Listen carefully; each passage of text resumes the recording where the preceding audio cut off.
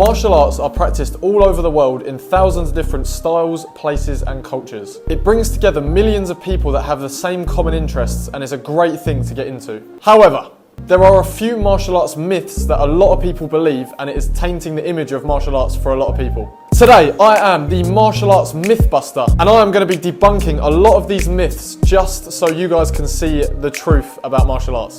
Myth number 1, you have to be young to start.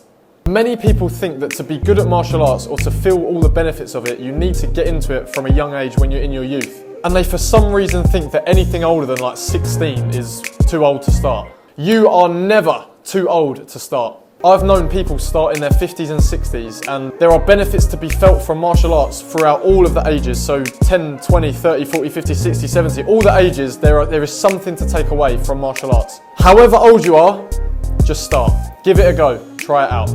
Myth number 2, having big muscles means you can fight. This myth comes from seeing big muscly guys and feeling intimidated. Maybe that's just me.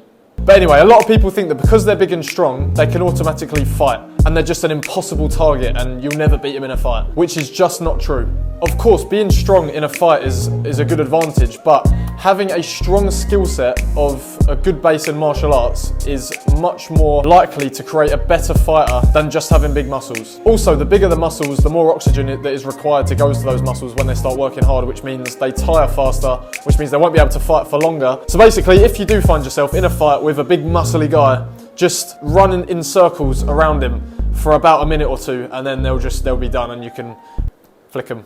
That'll be it. I'm only joking. Don't go and get in fights with big muscly guys, because I don't want to be responsible, because they're going to say, oh, I watched Nat's video and he told me to go and flick some big guys, so don't do that. Myth number 3. You have to be flexible to do martial arts. Now, don't get me wrong, flexibility is a great tool to have in martial arts, but that doesn't mean that it can't be developed as you go along. You can enter a martial art with zero flexibility, zero previous experience, and you can learn all that stuff. You can stretch and you can get more flexible.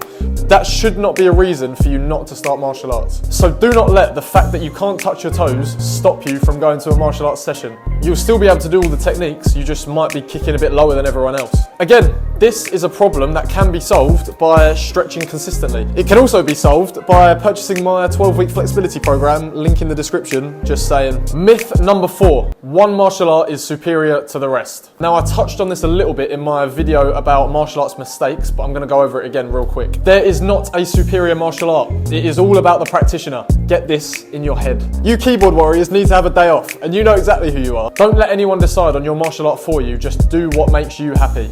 Myth number 5, thinking every martial artist makes this noise.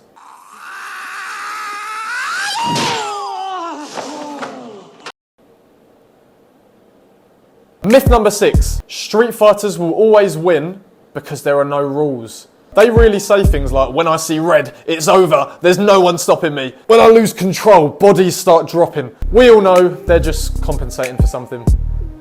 Don't let these street fighting keyboard warriors fool you. If you are trained in a martial art, your body is essentially being trained to be a weapon. So generally, I say generally, people on the street won't be as efficient. And then they try and say, oh, but street fighters fight dirty, there's no rules, they'll do whatever they want, they'll poke your eye out. As if martial artists can't poke an eye out as well. I'm not saying there aren't some street fighters that are decent fighters, but as a whole, as one big generalisation of street fighters, they're generally not the best. But now, again, don't go and pick a fight in the street just because now you think you're good. Because now that I've said this, you're going to go up to someone in the street and they're just going to be like Bruce Lee and just knock you out. So yeah, don't do that. Myth number 7, karate won't work in a fight. Maybe this one hurts me a bit because I do karate, but whatever, it's not true.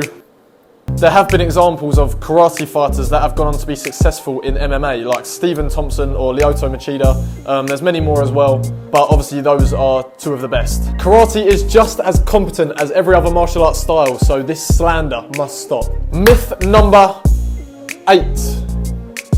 There we go, got there in the end. Martial arts makes you invincible. Now, some people, when they start learning martial arts, they start to think that they're untouchable and they can, you know, kind of pick on anyone, which obviously that is a horrible use of martial art if you use it to try and take other people down or bully people. But on the other hand, even in self-defense, although I said earlier that martial arts training does give you an upper hand in self-defense, it also does not make you invincible. So you shouldn't go around thinking that no one can touch you, because your martial art is not bulletproof. A punch and a kick will not stop a gun or a knife. Be smart and only use your skills if you need to. Your black belt is not a bulletproof vest. Myth number 9, and the final myth that I'm busting today, is thinking that a lower grade can't beat you or be better than you. Just because you have a higher grade belt than someone else, or you're a higher rank in your martial arts school, it does not actually mean that you're more physically able than they are. It just means that you've spent more time practicing the art, you know, learning the techniques, and you might have a wider knowledge of the techniques than them, but this shouldn't get to your head and you shouldn't start thinking you're above everyone. So don't start thinking that the grades below you are just scum beneath you and they don't mean anything and they're rubbish. Because I have seen it before where there's like lower grades that are, you know, better than some of the higher grades because they might be more talented or they work harder, you know. So always stay humble, treat everyone the same. Don't treat the lower grades like they're below you, because they're not. Because again, you could have a massive slice of humble pie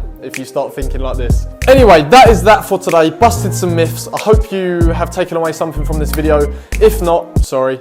If you like the hoodie I'm wearing, this will also be in the description, the link. So go cop some of my merch if you're interested. Drop this video a like and a comment and let me know in the comments what other videos you'd like me to do. If you like this style of video where I kind of sit down and talk about stuff, or if you want to see some more active stuff, you want to see some like recreations or anything like that, then just let me know in the comments. I try to reply to all of my comments. So yeah, drop a comment and I will probably get back to you. Follow my personal Instagram if you haven't already. DM me on there if you want, asking a question. I will try and get back to you. As always, subscribe if you haven't. Like the video. Thank you for watching. I think I already said that, but yeah, see you in the next video.